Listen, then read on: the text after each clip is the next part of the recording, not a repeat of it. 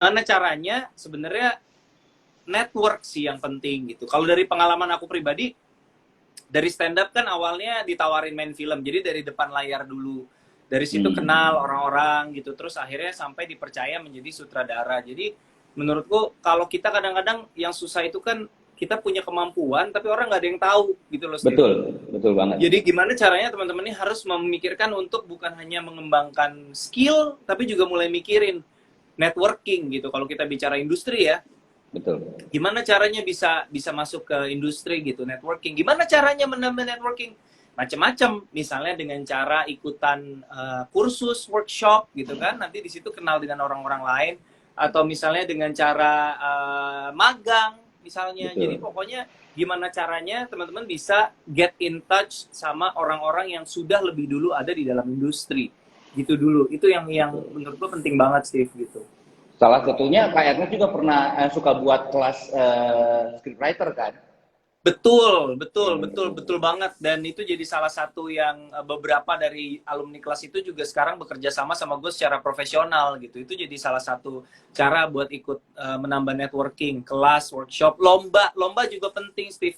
Lomba itu hmm, kenapa jadi penting? Karena kalau teman-teman daftar lomba ya, biasanya jurinya itu adalah seseorang yang udah lebih senior dan udah lebih punya pengalaman di industri. Jadi kalau misalnya gue nih juri, terus gue lihat hasil hmm, karya lo bagus, mungkin gue jadi akan ingat sama lo gitu untuk ke betul. depan-depannya gitu. Bisa terjadi seperti itu teman-teman gitu. Bisa jadi ada project bareng gitu ya. Betul, sangat mungkin. Iya, iya, iya. Hmm, Berarti iya benar. Gue juga baru ngerti kenapa semua orang tuh rata-rata pada pengen jadi aktor, pengen jadi aktris. iya, iya. Padahal dunia perfilman itu unsurnya tuh Luas banyak gitu banget. kan. Sebenarnya luas banget. Itu bisa Selain jadi itu, ah, ya yang tidak tampil juga sebenarnya seru gitu. Makanya uh, gue pribadi Steve setelah belajar dunia di balik layar ya, nulis sama ngedirect, jujur gue lebih hmm. enjoy itu daripada main gitu. Makanya kalau teman-teman mungkin nonton film-film gue dari ngenes sampai imperfect, itu kayaknya dari film ke film jumlah scene gue tuh makin lama makin abis gitu. Karena pengen belajar, pengen fokus di balik layar gitu loh, Steve. Karena Iya, gue iya. menemukan dunia di balik layar itu luas banget, rumit banget, perlu banyak energi dan waktu buat belajar. Sehingga kalau gue banyak main, kalau scene gue banyak, itu energi gue juga tersisanya cukup banyak gitu. Jadi scene gue kurang-kurangin gitu. Tapi untuk hilang total juga Oh, kayaknya nggak afdol gitu kalau film gue nggak, guanya nggak nongolin muka gitu, hai gitu. Jadi benar, ada tapi benar, scene-nya benar. mungkin nggak banyak gitu. Siap, siap. Gitu. Nah, ada pertanyaan lagi nih. Dari film-film yang udah lo sutradarain, film mana yang prosesnya paling kocak sama berkesan? paling paling berkesan prosesnya itu ada dua. Film ketiga Susah Sinyal sama film kelima Imperfect. Film ketiga Susah Sinyal kenapa kocak, kenapa berkesan, karena kita Hmm? syuting di Sumba. Sumba itu di Nusa Tenggara Timur, teman-teman, sebuah NTT pulau di ya. Provinsi Nusa Tenggara Timur yang infrastrukturnya masih belum terlalu maju lah gitu. Sehingga Itu untuk susah sinyal syuting di beneran kayaknya ya. Susah Sinyal beneran. Dan kalau lu nonton film Susah Sinyal tuh ada satu scene di air terjun. Untuk bisa ke air terjun itu ketika kita datang location visit sih bisa, karena kita bawa hanya naik mobil biasa kan, mobil-mobil yang 2000 cc, yang 1500 cc gitu, yang biasa gitu. Tiba-tiba pas kita mau syuting itu kan harus bawa truk, harus bawa pickup besar Iya, segala macam. Jadi alat-alat semuanya. kita sementara itu kan perbukitan, lereng, takutnya tergelincir atau apa. Jadi kita harus bikin jalan, walaupun kita nggak nge-hot mix ya, saya bukan adikarya, jadi gue nggak bikin hot mix juga. tapi kita bikin tapi kita bikin jalan sih, bikin jalan gitu, bikin Buka jalan jalan gitu yang jadinya. ya kita lapisin si areal perbukitan itu supaya truk-truk itu bisa lewat. Nah, yang Oh. terjadi adalah karena syutingnya 2 hari, hari pertama nih datang ke lokasi kan dilewatin, udah mulai Heeh. tambah pecah-pecah jalannya. Hari pertama malam pulang kan kita dari lokasi, tambah Ya. rusak lagi jalannya. Hari kedua, syuting hari kedua, OTW lokasi hancur. Pas balik udah rusak jalannya. Jadi pas kita pulang di syuting hari kedua itu, kita ada 3 mobil 4 wheel drive yang gede-gede, kerjanya ngejemputin mobil Hah? digerek satu-satu. Jadi datang nih, kucuk-kucuk-kucuk, kaitin, tarik. Datang lagi, kucuk-kucuk, dikait, tarik. Waduh, sampai jam 10 malam baru beres dari jam 5 sore. Ya Buset. gitulah, suka Itu berarti dukanya tanahnya syuting tuh di daerah. tanah lumpur gitu ya? bukan lumpur sebenarnya. Sebenarnya lebih kayak kapur gitu loh, licin dia. Kayak kayak bukit batu gitu, Steve. Bukan lumpur. Kering, kering Oke, tapi kan oke, juga oke. licin kan, dia ngelincir debu-debu gitu kan. Jadi agak susah gitu. Terus itu Gila, seru susah banget. sinyal. Kalau imperfect tuh ribetnya karena kita naik turunin berat badannya Jessica Mila kan 10 kilo itu lumayan deg-degan sih, deg-degan karena kita takut gitu ini berhasil nggak ya program program naik turun berat badan ini, karena kesuksesan film ini bergantung pada looknya Jessica Mila gitu. Hmm. Ketika dia Make menjadi sense atau Rara, tidak gitu ya? betul, transformasi Rara believable apa enggak? Kalau orang lihat transformasi Rara terus merasa terganggu, merasa transformasinya ini tidak nyaman dilihat atau mengganggu cerita, buyar udah film itu nggak akan bisa jadi apa-apa gitu. Jadi Hmm. the whole effort bertumpu pada satu faktor itu yang bikin bikin bener-bener bikin kita deg-degan banget gitu. Makanya kita ada ahli gizi, kita ada personal trainer untuk memastikan bagaimana Mila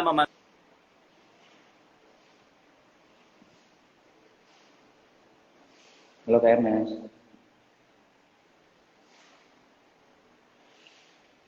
Kak Ernest, masih bersama saya?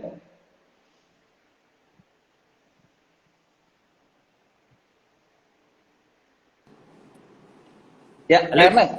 Ya, Ya, balik. Udah nampaknya muncul sedikit lagi belum? terputus. Udah aman. Udah ya. Suara saya terdengar? Aman. Sampai mana Siap. tadi? Naik turun berat badan ya? Udah. Betul. Nah, gue pengen nanya, itu berarti si Jasmine itu benar-benar dia naikin berat badan? Jadi Jessica Mila di film Imperfect itu dia naikin, jadi sebelum syuting dia naikin berat badannya 10 kilogram untuk kita Hmm. syuting fase Rara gemuk dulu. Oh iya, Tapi betul. sebenarnya 10 kilogram itu memang kita targetin untuk ngasih lihat perubahan di daerah kepala aja sebenarnya, pipi, double Pipi. chin. Karena nggak mungkin kalau kita mau gemukin badan itu harus kayak 30 kilogram gitu, untuk dia nggak masuk akal juga. Jadi Mm-mm.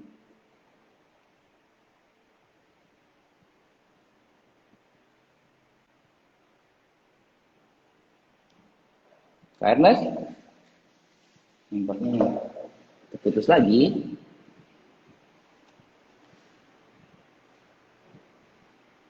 Kakak? Nah, sorry. baru sambung lagi. Aman, aman, aman. Aman, aman. Jadi dinaikin Lanjut. 10 kilo sampai mukanya benar-benar bunder gitu, bulat gitu. Heeh.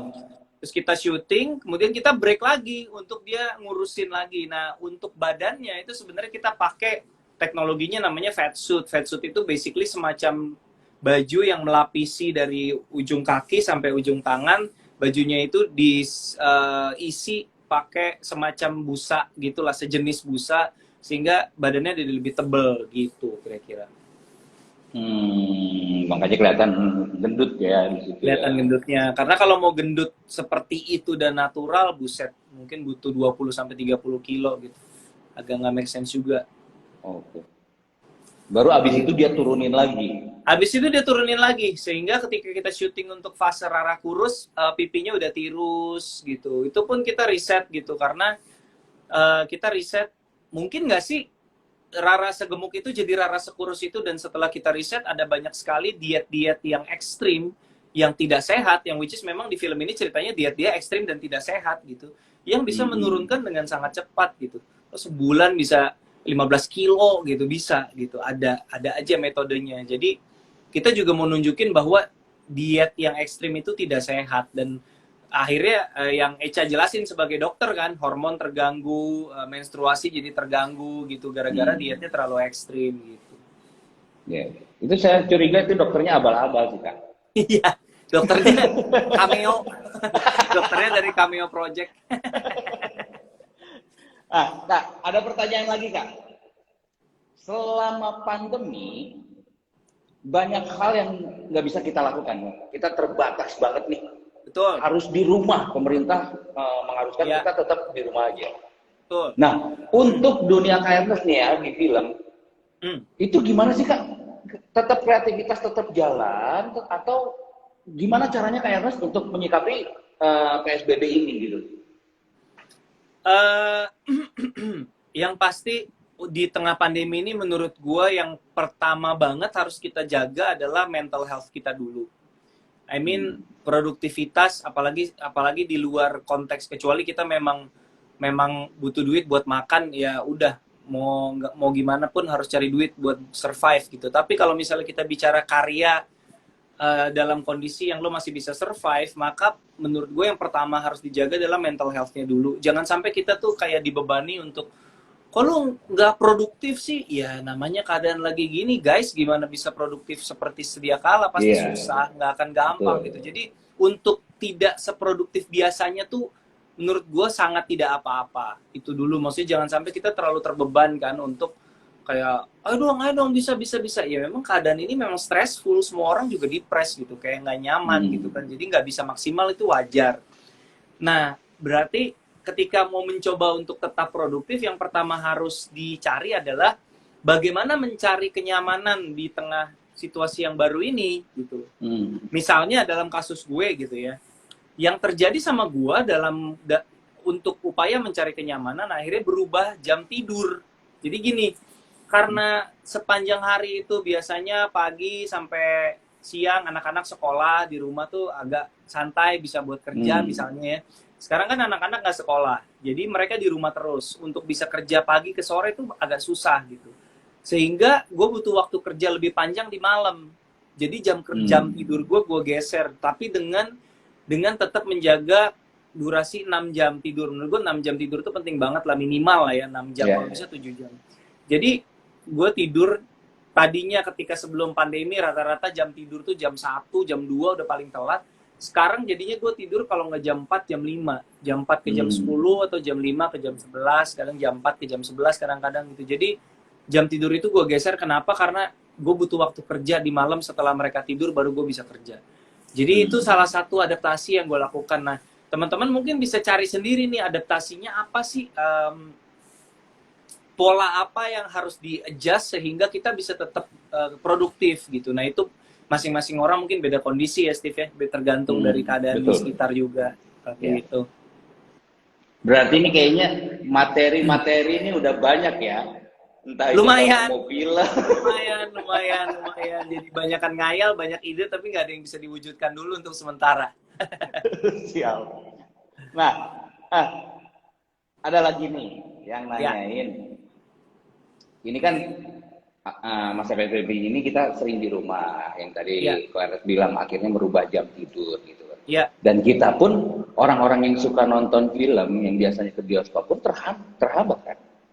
Yang bisa kita lakukan adalah streaming gitu loh. Betul. Nah, gue pengen nanya, suka nonton streaming nggak kayak begini? Wah, streaming tuh buat gue fungsinya, nonton tayangan streaming tuh fungsinya banyak banget sih. Selain buat hiburan ya, buat gue sebagai seorang filmmaker otodidak yang memang gue adalah seorang pecinta film jauh sebelum gue bikin film, itu cara gue belajar basically. Dan yang dibilang Joko Anwar tuh bener banget. Lu mau nonton film jelek ataupun film bagus, tetap bermanfaat gitu. Kalau lu lihat film yang menurut lo, ih kok nggak bagus, ya udah lu tetap belajar, jangan bikin kayak begitu misalnya gitu ya. Kalau lu lihat yang bagus, ya lu belajar gimana caranya bikin kayak begitu. Itu omongannya Joko gitu, dan menurut gue benar gitu. Jadi streaming film itu buat gue jadi salah satu penyelamat lah di masa pandemi ini gitu. Itu salah satu yang gue habiskan di malam hari itu, selain bengong oret-oret di tablet atau di depan ngetik di laptop atau main HP, ya salah satunya selain itu ya streaming gitu ya, mau streaming di TV ataupun streaming di handphone gitu sih. Jadi bukan cuma hiburan, tapi itu buat gue cara belajar sebenarnya, Steve. Cara belajar tuh, dengerin nih yang nonton-nonton. PMS aja masih belajar streaming. Ya iyalah, kita akan belajar terus sampai tua, sampai game over kita belajar terus lah. Makanya pakai XL Extra Unlimited Turbo, karena itu bebas streaming tanpa batas kuota. Benar. Kecepatannya juga bebas. Iya. Tuh. Jadi nggak ada batas-batas kecepatan, nggak ada batas-batas kuota ya, Steve. Betul. Enak banget tuh. So, itu pasti berguna banget sih buat teman-teman, karena kita tahu lah namanya streaming. Bete banget tiba-tiba lagi seru kuota habis ya. Itu bete sih, bete. Jadi memang dia nama sel Extra Unlimited Turbo benar-benar manfaatkan. Betul. Nah, karena sekarang lagi suka nonton film atau series apa? Gue lagi seneng satu series di Netflix, judulnya Criminal. Lu pernah nonton gak, Steve? Kriminal? Belum. Criminal ini unik banget. Jadi dia bikin series, mini series sih, karena satu season hanya sekitar 3-4 episode. Jadi semua episode dia isinya cuman satu lokasi, yaitu ruang interogasi polisi. Tapi yang diinterogasi beda-beda orangnya. Ada yang bersalah, ada yang tidak, ada yang bikin kita marah, ada yang bikinnya satu series itu isinya setiap episode hanya ada adegan lain. Interogasi aja udah gitu. Jadi kekuatannya tuh ada di penulisan sama di aktornya. Nah, uniknya si Criminal ini adalah franchise 4 negara. Jadi lo bisa lihat versi versi Inggris, versi Spanyol, versi Prancis, versi Jerman. Dengan set yang sama, beda-beda. Seru banget. Criminal. Sama, ruangannya sama. Ruangan interogasinya sama. Cuma ganti aktor aja. Criminal. Judulnya Criminal. Itu yang gue lagi nonton. Bahasa dari negara masing-masing ya? Betul. Kalau lo malas nonton yang bahasa asing, nonton yang Criminal UK. Yang dari United Kingdom itu udah 2 season. 3 episode sama 4 episode. Atau 4 episode sama 3 episode. Pokoknya episodenya dikit-dikit lah. Satu season tuh cuma 4 gitu. Gitu. Catat guys, catat. Criminal. Netflix. Itu belajar banget. Belajar soal